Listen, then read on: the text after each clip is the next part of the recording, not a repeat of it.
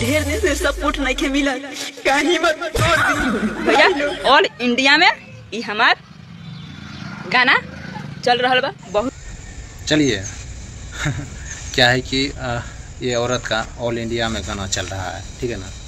बात तो सही है। देखिए क्या है कि हम आपको बताते हैं क्या ये इसका इंस्टाग्राम आईडी देखिए, इधर हम आपको लगा दे रहे हैं।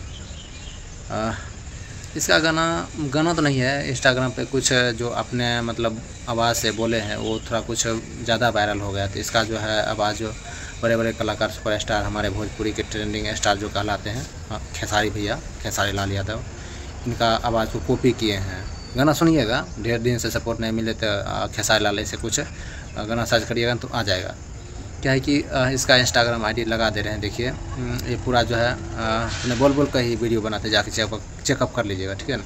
क्या है कि ये गाना मतलब बोले थे, ये औरत बोल रही थी गरीब की बहू है, पत्नी है, बेटी है, और ढेर दिन से सपोर्ट नहीं खे मिला तो क्या हिम्मत तोड़ दी, यही कुछ बोला था। तो ये वीडियो जो है वायरल हो गया, ठीक है ना।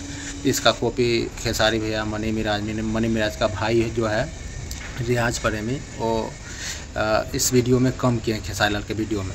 सो फिलहाल हमें लगा कि दोस्तों आपको ये जानकारी पहुंचाना चाहिए, ठीक है।